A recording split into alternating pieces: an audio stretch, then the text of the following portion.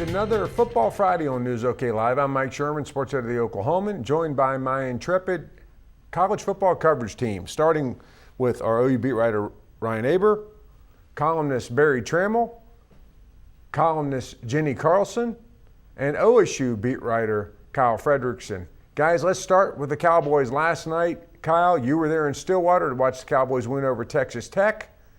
Surprise of surprises. Here we are at the 1/3 way through the season.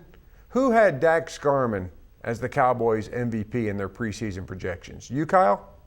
No, not me, and definitely not J.W. Walsh. I imagine he didn't see the season panning out this way, as we've seen through the first few games here. But you're right. I mean, the things that Garmin has brought to the table through these past couple games we've seen with the deep ball has completely changed this Cowboy offense, and definitely bodes well for the future as these young guys continue to grow.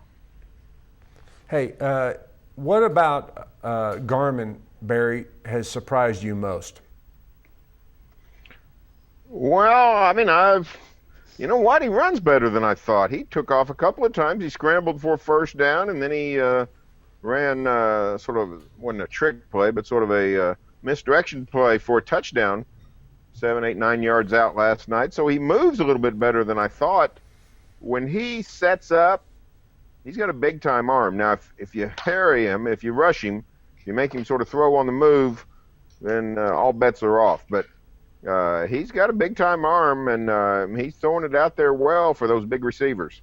Jenny, Mike Gundy, of course, before the Florida State game, played footsie a little bit with Dak Scarman, and the media saying, I forget what the number was, 10, 15 plays he was looking at Dak Scarman. Let me ask you this. Had Dak Scarman played that 10 or 15 plays, would it have been a different outcome in the Cowboys opener against the defending national champs?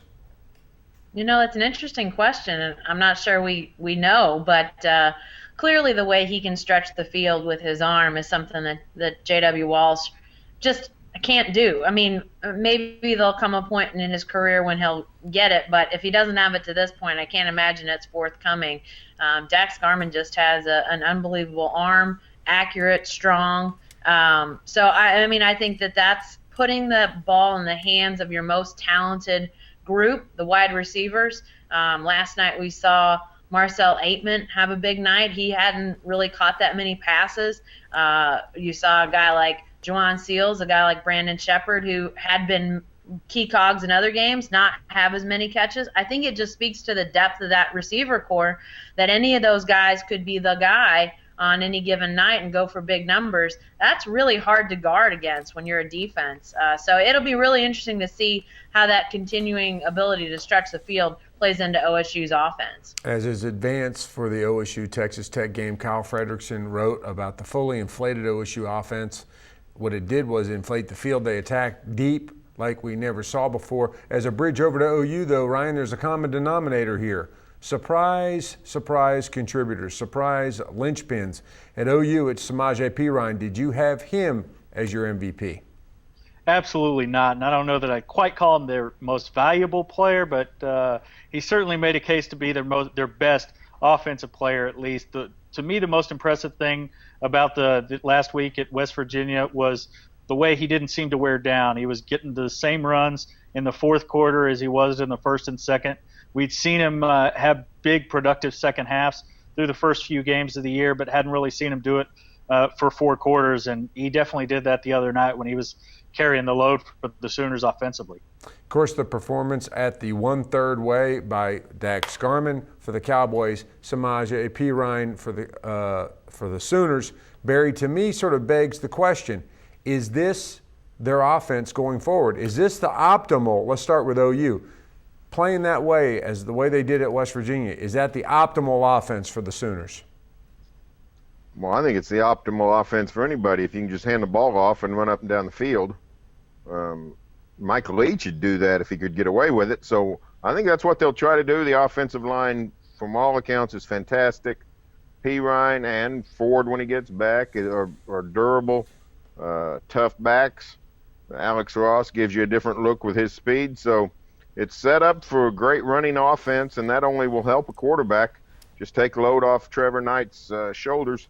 So I think this is what the Sooners will try to do. We'll see if they can pull it off against the better teams on the schedule. Good question. Good question, Barry. Can they pull it off?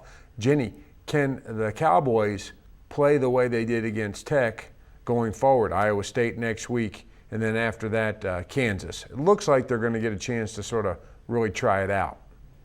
Yeah, I mean, I think that what Tech did in loading up the box, they sold out and decided they were going to see if OSU could throw it deep, and lo and behold, they could, and they did. They were willing to use that part of their offense. So I got to think at some point that opens up the run game, that, defenses are going to say, man, we can't live with that. We're going to drop that safety back in coverage, and suddenly the middle of the field looks a little different. The edges look a little different for guys like Des Roland, Tyreek Hill. It was a frustrating night for those guys. I talked to Des Roland a little bit afterwards, and you could kind of tell it was like, I'm not sure I like this whole blocking thing that I have to do a bunch now. But, at some point, there's going to be teams that say, nope, we're going to try the coverage route and make you beat us on the ground. And then it's up to those guys to make plays. So, I think it will be interesting to see sort of what defenses do in an attempt to try to stop that passing game. Because right now the intermediate passing game is not really that fantastic. Dax Garman has been more off on that than he has with the deep ball. He's thrown that seemingly better than he's thrown the intermediate stuff. So if he can gain a little more consistency in the short and intermediate game, man, that really changes the dynamic, because that's a whole other aspect that opens up the field for the Cowboys. Kyle, Jenny made an interesting point about sort of the so-so intermediate passing game for the Cowboys. What does the bombs away or run approach do? It seems to me that it takes some of the risk out of the Cowboys' passing game and really gives the defense a rough choice to make. Can the Cowboys present that equation going forward? I think so, and like Jenny had mentioned, teams are going to start keying in on the fact that Garmin relies so heavily on the deep ball. But the good news with the deep ball is that when he's off the mark, when Garmin has missed on those passes, it's been over the head of the receiver and the defensive back. So there's a little bit less risk involved in some of those intermediate passes, like the 2 interceptions that we saw last night. But it bodes well, I think, for the Cowboys for the next couple weeks here to kind of continue working on that identity.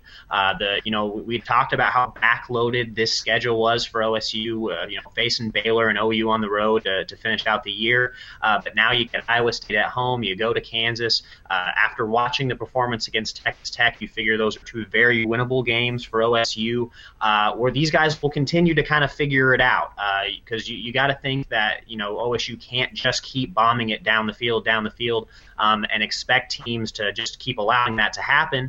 But as Jenny mentioned, that's going to unload the box a little bit and give those OSU running backs a little bit more room to run once they get past that second level. So it's kind of a strange system they have going, but if it produces results, and if you have those wide receivers with long arms who basically go up and rebound these deep passes, you might as well go with what works. Jenny, Barry, Kyle, I'll throw a question out to you that Mark May of ESPN raised last night before the game, in which he said one of Mike Gundy's best accomplishments as a coach is always having your quarterback prepared to excel in the Cowboy offense. Barry, you agree with him? Yeah, I would say this about Gundy. I don't think he's handled the politics of his quarterbacks very well. But I think he and his offensive coordinators have handled the development of their quarterbacks exceptionally well. Whoever they throw in there seems to work. Now they got down on Walsh a year ago after the West Virginia game, and then the TCU was not a good start, and they went to Clint Chelf, and Chelf was much better. But for the most part, anybody in 2012, whoever they threw in there did well. Whoever they go to Chelf last year, he does well. This season, I thought J.W. Walsh actually was very effective against Florida State. He had 2 costly turnovers, but he was very effective. And he goes in and he goes down, and here comes Dax Garman, and he's effective. So I think Gundy does get plaudits for the way he's developed quarterbacks, does have them ready, seems to adapt his offense, which he's got. He knows what he wants to do, but he still adapts it to their strengths. So I think that's probably is a strength of Gundy's. Politics could come back into play if J.W. Walsh returns to health. Kyle, Jenny, has a ship sailed on Walsh, or is Gundy facing another vexing question? I think it's hard to say. So much can change over the course of the season, and by the time Walsh could be healthy, it's probably going to be late in the year, and that's when we're talking about Baylor and talking about OU. Do you want to just throw in a guy who hasn't played all year at that point? I don't think you do. If it were this week, well, I think the conversation gets a little more interesting because Dax Garman has definitely changed the offense, and he has shown that he can really utilize these deep threats on the outside. But like Barry said, it's not like JW, came out with a complete stinker against Florida State. He had done well. He had used his feet to make big plays, and despite those 2 turnovers against Florida State, was otherwise very productive. So if that conversation were to happen today, I think you'd probably lean towards JW because he's the veteran leader. But by the time Walsh is going to be ready to come back, Garman's going to have so many starts under his belt, and I'm guessing that he's going to continue to improve as a passer, that it would be hard to pull the plug on him. Jenny, will there be some more fun quarterback decisions with Mike Gundy in our near future?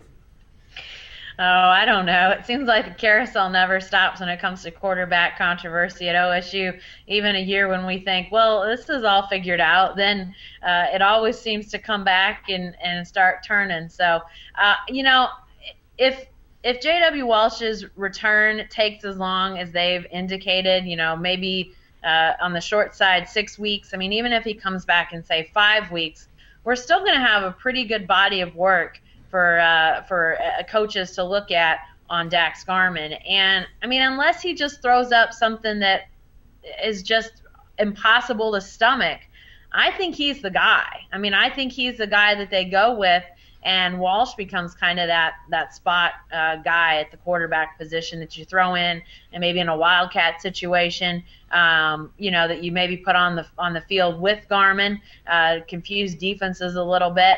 I just think if OSU's offense is what they espouse it to be, a throw it down the field offense that really stretches people out, I think you have to go with Garman, because while the body of work is smaller with him, the body of work on J.W. Walsh is big, and we know that that's not part of what he does. He just isn't able to consistently throw it down the field.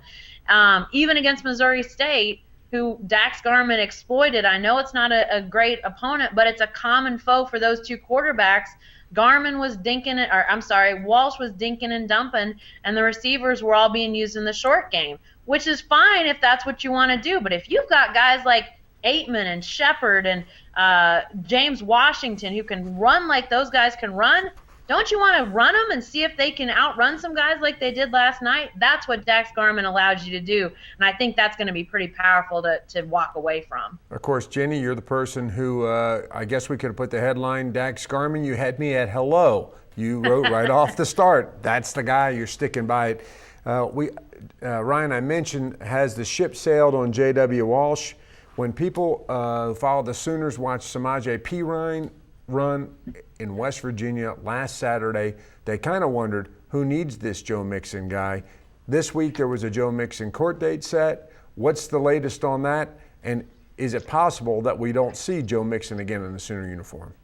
Yeah, I'll start with your last question, and I think it certainly is possible with the videotape still to come out on November 1st, his trial set right now for October 27th, jury selection on October 20th. I'm not sure that we're going to see a jury trial in this, but seeing the date set before the videotape is set for wide release was interesting.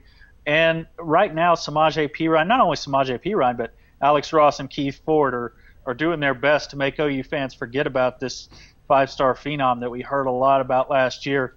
A big part of his hype going around Joe Mixon was that he could contribute immediately, given that they had lost Damian Williams, Brennan Clay, Roy Finch. Now that these 3 have proven that they can carry those loads, I think Joe Mixon is certainly less needed, and you wonder what the public backlash is going to be once that tape comes out. It's not pretty to watch, and I think we all know what's in the tape, but for those who haven't seen it, seeing it is something completely different. Barry, we talked about this a lot at the staff meeting, the Ray Rice video changing things.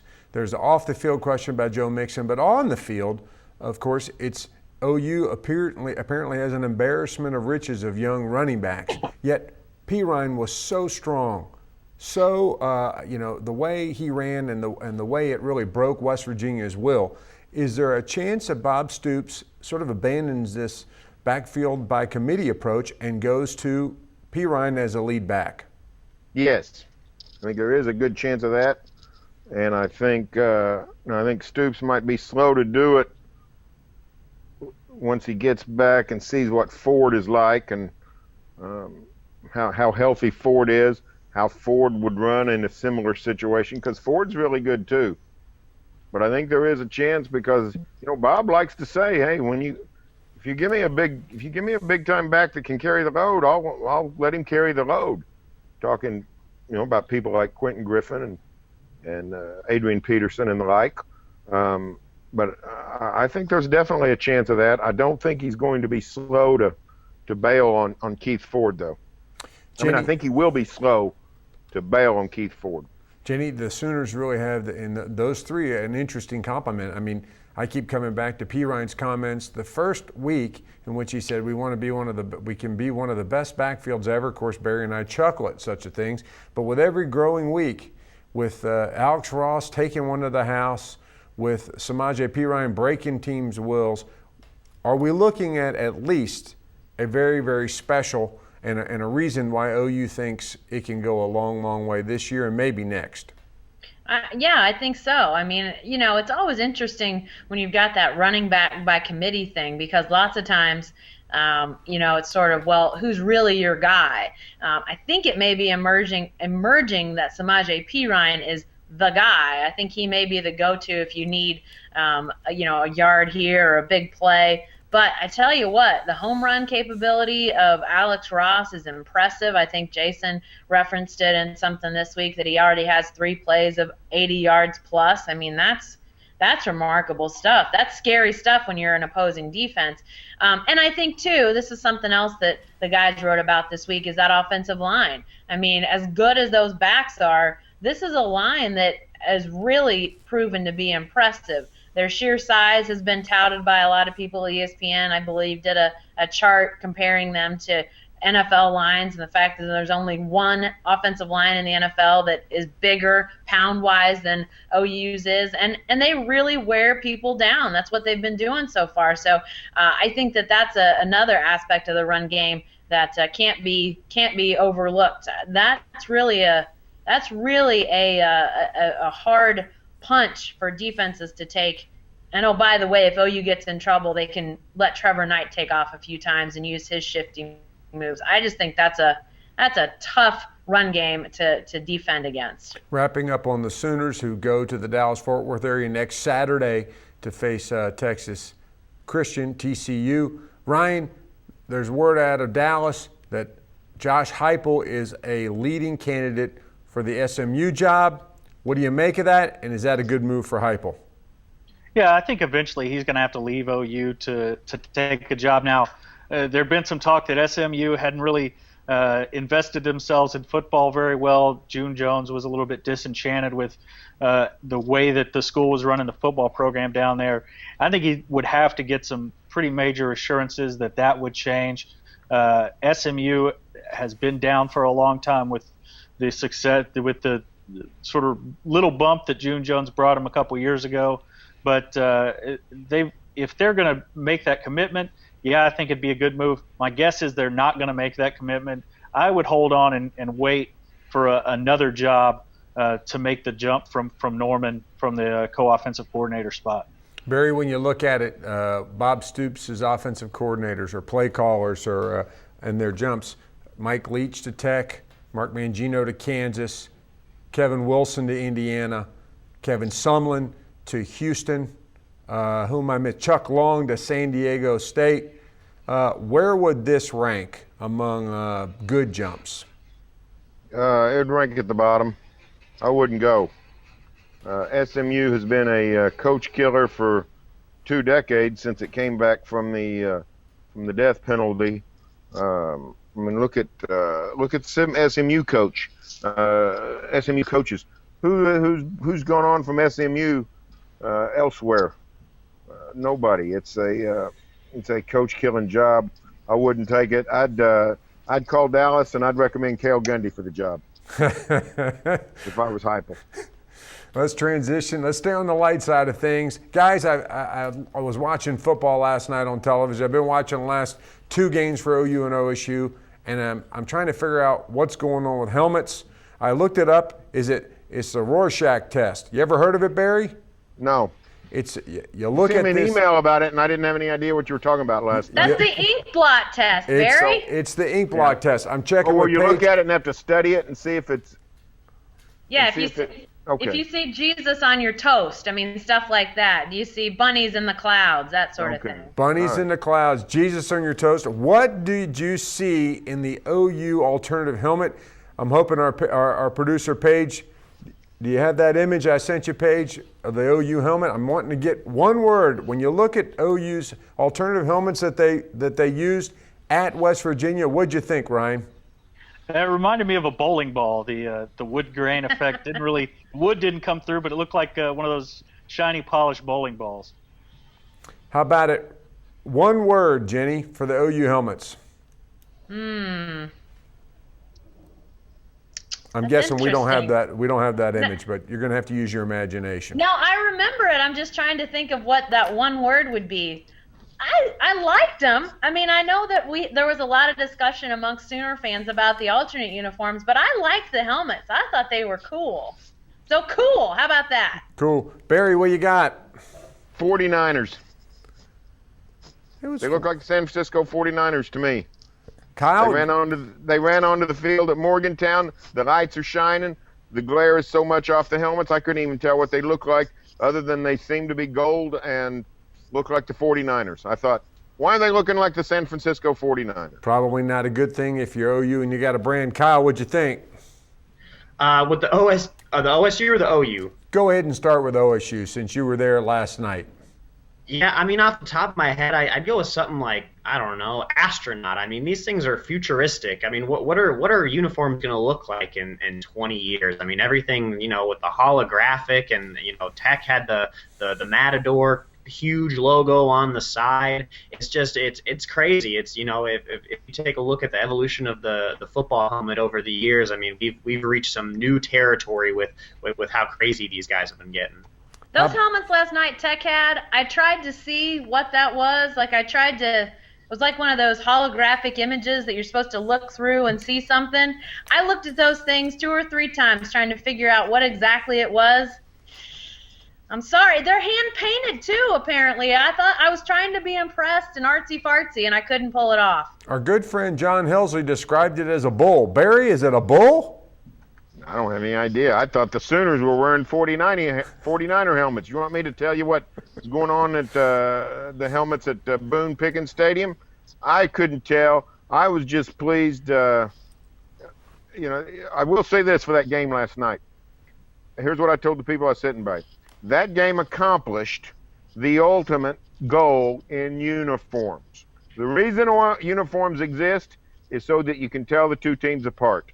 There was no question about who was who last night. One was wearing all black and bright orange, and the other was wearing solid white with some shades of gray or whatever that was. Actually, Barry, I heard from somebody on Twitter that they turned on the game and had no idea who was who. Well, the point. What I'm saying is the point of uniforms is not so you can tell if that's a certain team. The point of uniforms is to tell the 2 teams apart. Yeah. And, okay. Yeah, they were 2. We were talking about elephants and giraffes. It was that big of a difference. You know what Texas Tech helmets reminded me of are the airbrush paintings at the state fair where they paint the shirts and things like that with the red outline around the Red Raider. It was just a strange look. Jenny, it actually reminded me a little something we talked about when we were playing our Thunder coverage, the Sand Ridge sand art. I thought somebody just kind of sort of combed their hand through it, and there it was. They said, there's a painting. Might look like finger painting in Michael's second grade class. Here's the travesty. The very best uniform color combination on planet Earth is red and black. You put red and black together, and nobody does much of it other than Texas Tech. Texas Tech had great uniform colors, and so what they do last night? They wore no red and they wore no black. I'm going to go with green and gold as the best uniform combination, and Baylor seems to be shy of doing that. Finally, guys, in the Gina Mizell, Vinegar Ben Mizell Memorial uniform, did anybody stay up late and see that thing that Arizona State wore on its head? No, I went to bed early last night. Did you see it? Did you see the helmet? Yeah, Well, we saw him little, didn't we, Jackie O? Yeah, but I'm trying to remember. What'd they wear? The flat black helmet? No, it was gold, wasn't it? Wasn't it gold? Fiery helmet. The fire, walking through fire, Sons of Anarchy, Hell's Angels, Manson family, Charlie's Angels. Lots of things came to mind. But Well, has anybody seen the Nebraska helmets for tomorrow? Because they may be the weirdest ones I've seen, and not sort of weird in the artsy fartsy way, but they've got it looks like it's like a half helmet. Like, they put those caps on the helmets at practice. It's like red, flat black cap, and then it's shiny black, it looks like, in the back. I have never seen anything like it. I'm not sure what they're going for there. I mean, it's no Maryland, my Maryland, but it's a little bit odd. well, who can be? Nebraska clearly is trying to take everybody's mind off the quality of their football team. I think there's a lot of folks out there doing it for unknown reasons. That's all for this edition of Football Friday, but you can stay with the best coverage team anywhere, every day at News OK, and every morning in the Oklahoman.